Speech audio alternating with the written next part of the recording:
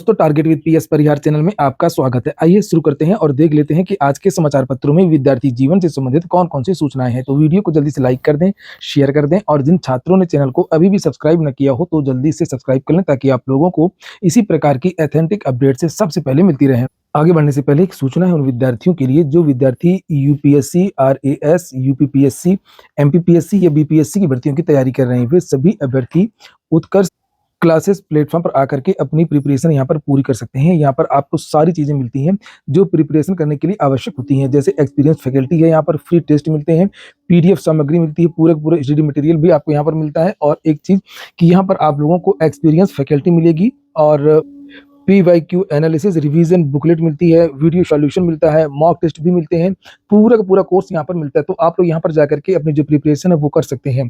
और सबसे बड़ी बात ये है कि यहाँ पर इनका जो एप्लीकेशन है, जो मैंने लिंक डिस्क्रिप्शन बॉक्स में दी है, वहाँ पर जाकर के आप लोग इसे ज्वाइन कर सकते हैं, इसे देख सकते हैं। और इनके एप्लीकेशन में इनके अलावा भी लगभग 650 से ज़्यादा भर्तियों के कोर्स चल रहे हैं जिन्हें आप लोग देख सकते हैं अपने-अपने हिसाब से। और इनमें भी अगर आप परचेज करते समय एक कोड लगा देंगे UCPSP10 तो आप लोगों को इसमें 10% की और एक्स्ट्रा छूट मिल जाएगी किसी भी कोर्स में। उत्कर्ष क्लासेस जो प्लेटफॉर्म है वैसे भी अपनी बेहतरीन पढ़ाई, बेहतरीन स्टडी मटेरियल के लिए जाना जाता है, आप सभी लोग जानते भी होंगे। कल देर शाम को मैंने एक वीडियो बनाया था जिसमें आप लोगों को जानकारी दी थी कि प्रयागराज में जो जाम की स्थिति है वो बहुत भयानक है। प्रशासन पूरी तरीके से फेल हो चुका है, इसीलिए विद्यालय बंद करने का आदेश दे दिया गया है। कक्षा 1 से 8 तक के जो विद्यालय हैं वो 12 तारीख तक बंद कर दिए गए हैं। इसको लेकर के आज के सभी समाचार पत्रों में सूचनाएं भी दी गई हैं और हाई कोर्ट ने भी इस पर बड़ी टिप्पणी की है। देखिए, ये चैनल तो भर्तियों का है, लेकिन ऐसा नहीं है कि सभी लोग केवल अपने काम से काम रखें और जो चीज हो रही है उसको होने दें। कुछ ना कुछ तो देखिए बोलना पड़ेगा इस सभी लोगों को। बहुत सारे विद्यार्थी कहने लगते हैं कि सर आप ऐसा ना किया करिए, केवल भर्तियों की बात किया करिए, हमको भर्तियों से मतलब है। ऐसी बात नहीं है, सब लोगों को अपनी अपनी चीजों से मतलब रहेगा। कोई कुछ बोलेगा नहीं, कोई कुछ आवाज नहीं उठाएगा, तब तो स्थितियां और खराब होंगी। और इतना स्वार्थी भी नहीं होना चाहिए। फिलहाल यहाँ पर देखिए कि क्या कहा कोर्ट ने, महाकुंभ में बेवजह बैरिकेडिंग क्यों, वकील ही नहीं श्रद्धालु भी परेशान, हाई कोर्ट। और यहाँ पर लिखा, इलाहाबाद हाई कोर्ट ने महाकुंभ में गड़बड़ाई यातायात व्यवस्था और पुलिस की ओर से अधिवक्ताओं संग किए गए दुर्व्यवहार पर कड़ी नाराजगी जताई। जगह जगह पूरे प्रयागराज में बैरिकेडिंग कर दी गई है। जो लोग बाहर जाना चाहते हैं वो लोग निकल नहीं पा रहे हैं। दूसरे राज्यों के जो लोग आए हैं, दूसरे शहरों के जो लोग प्रयागराज में आए, यातायात की जो व्यवस्था वो पूरी तरीके से ध्वस्त हो चुकी है। प्रयागराज में सारे के सारे जो अधिकारी हैं वो फेल हो चुके हैं। अगली सुनवाई अब 14 तारीख को होगी। इसका कोर्ट में मामला भी चल रहा है। ये देखिए सारे समाचार पत्र आज इस खबर को दिखाया है। जितने भी समाचार पत्र हैं, लिखा श्रद्धालुओं की उमड़ी भीड़ 3 किलोमीटर में लगे 3 घंटे, इससे भी ज्यादा लगा। ये तो किसी एक रास्ते की बात होगी। मैंने वीडियोस भी बहुत सारे दिखाए थे, चाहे वो आलोपी बाग मेडिकल कॉलेज हो, नैनी पुल हो, पुराना वाला पुल, नया वाला पुल, या लेप्रोसी से लेकर के मेवालाल की बगिया मिर्जापुर वाला जो रोड है, सारे के सारे जो चौराहे थे वो पूरे जाम हो चुके थे। घंटों तक प्रयागराज में जाम लगा। ये देखिए लिखा है, ऐसे लगा जैसे कोई स्नान पर वो लागू करना पड़ा इमरजेंसी प्लान। तो ये बातें कब लागू की, किसी को तो दिखाई नहीं दिया। अगर ये प्लान लागू होता तो जाम क्यों लगता? कोई प्लान वाला नहीं लागू हो पाया। सारी की सारी व्यवस्था पूरी फेल है। पिछले 2 सालों से लगातार सूचनाएं मिल रही थी कि पूरे प्रयागराज में अलग अलग रास्ते के लिए अलग अलग कलर के ई रिक्शा चलेंगी। ऐसा कहीं कुछ हो नहीं पाया और कई बार पेपर में भी आया था, लिखा था कि नीले रंग की जो ई रिक्शा होगा वो नैनी क्षेत्र का होगा, फाफामऊ का जो रिक्शा होगा वो पीला रंग का होगा, धूमनगंज का जो रिक्शा होगा ई रिक्शा वो लाल रंग का होगा, और जो शहर सफेद रंग का जो होगा वो Katra, Ashoknagar, Bairana, Georgetown civil lines का होगा, ताकि लोग आसानी से पहचान सकें कि ये रिक्शा किधर जाएगा। कहीं कुछ भी नहीं हो पाया। कई जगह से लोगों को घुमाया जा रहा था, लोग चक्कर लगा रहे थे, कभी गाड़ी से, कुछ लोग पैदल। लखनऊ वापस भेज दिए गए आशीष गोयल और भानुचंद्र गोस्वामी। बसंत पंचमी के दिन इनको विशेष तौर पर बुलाया गया। समाचार पत्रों में लिखा हुआ, बसंत के बाद भी रेला आज 40 करोड़ पार हो सकती है स्नानार्थियों की संख्या टोटल मिलाकर के। ऐसा नहीं है कि कल की बात हो रही है, लगभग 71 लाख। तो अब सब लोगों को समझ में नहीं आ रहा, प्रयागराज के जो लोग रहते हैं, यहाँ पर जो विद्यार्थी रहते हैं, जो भी लोग लोकल के, कि आखिरकार इतनी भीड़ आ कैसे गई और क्यों आ रही है इतनी ज्यादा भीड़। तो लगता है कि सजावट में, शोबाजी में जो सरकार का ध्यान ज्यादा रहा है पिछले लगभग 1.5-2 सालों से, जब से इंतजाम हो रहा था कुंभ मेला का। ट्रैफिक व्यवस्था, लोगों के आने, लोग कैसे आएंगे, कहाँ जाएंगे, कैसे रुकेंगे, क्या चीजें, इस पर कोई काम लगता नहीं हुआ है। केवल शोबाजी ज्यादा हुई है, दिखावा ज्यादा हुआ है। चलिए बात करते हैं एक नई वैकेंसी की, और ये वैकेंसी आई है राष्ट्रीय ग्रामीण मनोरंजन मिशन सोसाइटी 19,324। चूंकि लगभग सभी बड़े समाचार पत्रों में NR NRRMS की ये जो वैकेंसी है इसके बारे में जानकारी दी गई है और दी जाती रही है, इसलिए मैं इसकी जानकारी दे सकता हूं। लेकिन थोड़ा सा आप लोग इसके बारे में पता कर लीजिएगा। सुबह चूंकि समय कम था, मैं ज़्यादा वेरीफाई नहीं कर पाया, लेकिन मुझे प्रथम दृष्टया इसमें जो इस भर्ती पर संदेह दिख रहा है, लेकिन संदेह के लिए कुछ ठोस कारण नहीं दिख रहे हैं कि इसमें किस तरीके से इसको फेक कहा जा सकता है। लेकिन निश्चित तौर पर ये इसमें कुछ ना कुछ तो हो सकता है, क्योंकि इतने ज़्यादा मुझे एक चीज़ निकल कर देखी मैंने कि इसकी वैकेंसी हर राज्य से आती है। किसी राज्य से 20,000, किसी राज्य से 6,000, किसी राज्य से 10,000। और जब कहीं पर ज़्यादा लालच दिया जाता है तो वहाँ पर कुछ न कुछ तो गड़बड़ी होती है। तो बहरहाल ये जो न्यूज़ मैं दिखा रहा हूँ ये अमर उजाला की है। वैसे इसका जो नोटिफिकेशन है वो मैंने टेलीग्राम में डाल दिया। कुछ चीज़ें मैं बता भी देता हूँ भर्ती के बारे में, और आप लोग भी इसको चेक कर लीजिएगा, तब इसके लिए आवेदन करिएगा। इसमें 19,324 और आवेदन की जो लास्ट डेट है वो 20 फरवरी 2025 है। मैं इसका विस्तृत नोटिफिकेशन दिखाता हूँ।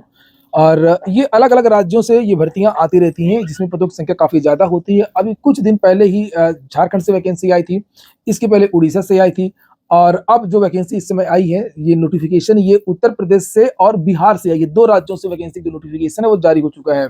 तो सबसे पहले तो मैंने इनकी वेबसाइट देखा कि आखिरकार ये कौन सी वेबसाइट है ये, और जिसमें इतने ज़्यादा पद हैं, ये किसके लिए काम करती है। तो यहाँ पर विकिपीडिया में तो ज़्यादा कुछ नहीं मिला, लेकिन इनकी वेबसाइट पर ये जानकारी दी गई है nrrms.com में कि ये लोग जो है आर्थिक सामाजिक सशक्तिकरण के लिए काम करते हैं ग्रामीण क्षेत्रों में। वेबसाइट में साध्वी निरंजन ज्योति की फोटो लगी हुई है। यहाँ पर लिखा honourable minister of state for rural development Sadhvi Niranjan Jyoti, और भी कुछ अधिकारियों वगैरह की फोटो। भर्ती वाले कॉलम में हम जाएंगे यहाँ पर ऊपर, तो यहाँ पर भर्ती दिखाई देगी। ये उत्तर प्रदेश से जो वैकेंसी निकली है national rural recreation mission society का, इसे आप लोग यहाँ पर ये देख सकते हैं। और इसमें जो है विभिन्न प्रकार के पद हैं, और देख लीजिए इसमें ग्रॉस सैलरी इन्होंने लिखा 33,560 पर मंथ। तो ये जो है सोसाइटी है, सीधी सी बात है, तो इसमें उस तरीके का वेतन तो मिलेगा नहीं जिस तरीके से पूरा वेतन मिलता है, लेकिन वेतन तो ठीक ठाक लिखा है इन्होंने 33,560। और डिस्ट्रिक्ट और प्रोजेक्ट ऑफिसर, एज है 23 से 43। कुछ प्रमुख बातें मैं आपको दिखा देता हूँ, तो और भी बहुत सारी सूचनाएं हैं आज की वीडियो में, फिर हम उसको देखेंगे। इसकी जो पोस्ट है वो 66 पोस्ट है। इसी तरीके से अकाउंट ऑफिसर की भर्ती है 22 से 43, 59 है। देखिए अभी इसके बारे में मैं अभी और वेरिफिकेशन करूंगा इस विभाग के बारे में, और आप लोग भी सर्च कर लीजिएगा। टेक्निकल असिस्टेंट है 21 से 40 के बीच में आयु मांगी गई है। इसके 75 पद हैं, इसको मिलेगा 29,650 रुपए। और अकाउंट ऑफिसर को मिलेगा 32,650। यहाँ पर ये योग्यता वगैरह लिखी है, जिससे आप लोग यहाँ पर देख सकते हैं। किसी में टीसी मांगा गया है, किसी में पोस्ट ग्रेजुएट मांगा गया है, और ये नीचे यहाँ पर ब्लॉक डाटा मैनेजर के भी 236 पद हैं, 27,730 रुपए मिलेगा। कम्युनिकेशन ऑफिसर का 21 से 40 पद यहाँ पर देख सकते हैं। 2 प्रकार के पद हैं, एक में यहाँ पर लिखा 678, ये देखिए, और इसको मिलेगा 27,650। और ब्लॉक फील्ड कोऑर्डिनेटर 18 से 38 के लोग आवेदन कर सकते हैं। 761 पोस्ट हैं, ये ब्लॉक में इनकी नियुक्तियां होंगी, और 23,630। इस तरीके से ये मल्टीटास्किंग स्टाफ के भी पद हैं। 706 graduate 10+2 with 2 year post qualification experience and knowledge in computer application. 21,500 इसमें एक्सपीरियंस भी मांगा किसी भर्ती में। कंप्यूटर असिस्टेंट का भी पद है, जिसकी संख्या लगभग 2,378 है। 18 से 38 के युवा आवेदन कर सकते हैं। कोऑर्डिनेटर का एक पद है, जिसमें 2,986 पद हैं, काफी ज्यादा है। हाई स्कूल मांगा गया है, नहीं 10+2 मांगा गया है। HS with knowledge in computer application 21,660। एक और पद है नीचे, यहाँ पर देख सकते हैं आप लोग, फैसिलिटेटर 18 से 48 के 3,390, और इसमें ये योग्यता मांगी गई है। जनरल OBC MOBC को 350, और BPL EWS SC ST को 250 रुपये यहाँ पर मांगा गया है आवेदन का शुल्क। और इसका जो प्रोसेस यहाँ बताया गया है कि इसमें एक टेस्ट होगा, और कंप्यूटर नॉलेज थ्योरी और रिटन, और कंप्यूटर प्रोफिशिएंसी टेस्ट, यानी कि प्रैक्टिकल वगैरह, टाइपिंग वगैरह। तो ये पूरा जो चयन प्रक्रिया उसके बारे में जानकारी दी गई। वैसे मैंने टेलीग्राम चैनल पर ये उत्तर प्रदेश का और ये बिहार का जो नोटिफिकेशन वो डाल दिया, इसलिए आप लोगों से कहा भी करता हूँ कि आप लोग जो है टेलीग्राम चैनल को भी ज्वाइन कर लें, वहाँ पर भी महत्वपूर्ण जानकारियाँ प्रदान की जाती हैं। पद इतने ज़्यादा हैं कि अलग अलग राज्यों से बहुत सारी भर्तियां आती रहती हैं। कभी बिहार से, जैसे मैंने शुरू में बताया वीडियो की, कहीं से 20,000, कहीं से 4,000, कहीं से 6,000, हर महीने वैकेंसी आती है। तो थोड़ा सा संदेह उत्पन्न होता है, इसलिए मैं इसको नहीं बना रहा था। चूंकि ये आज के पेपर में दिया हुआ है, चूंकि सुबह के समाचार पत्रों की जो जानकारी है मैं आपको देता रहता हूँ, तब मैंने इसको देखा, तब मैंने इस पर वीडियो बनाया।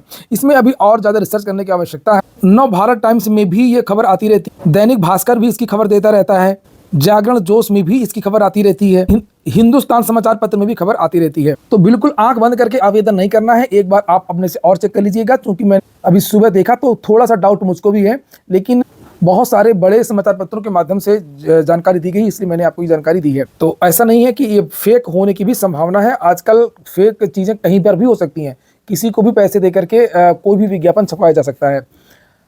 अगली जो सूचना है वो है कस्तूरबा गांधी बालिका विद्यालयों की। तो मैं बताता भी रहता हूँ इसके बारे में। बदायूं से भी वैकेंसी आ गई है, विभिन्न प्रकार के पद हैं बहुत सारे। आप लोग बदायूं की जो ऑफिशियल वेबसाइट है वहाँ पर जाकर के आप आवेदन कर सकते हैं।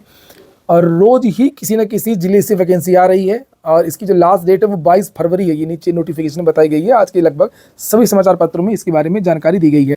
प्रधानाचार्य का पद है, पीजीटी हिंदी का पद है, पीजीटी अंग्रेजी का पद है, गणित का पद है, पीजीटी रसायन विज्ञान का पद है, पीजीटी जीव विज्ञान वगैरह का पद है, लैब असिस्टेंट का पद है, कार्यालय अधीक्षक वगैरह का पद है, केयर टेकर और स्टोर कीपर का भी पद है, चपरासी चौकीदार मुख्य रसोइया का भी पद है। सहारनपुर से भी वैकेंसी आ गई है कस्तूरबा गांधी बालिका विद्यालयों की। इसमें महिलाएं ही आवेदन कर सकती हैं।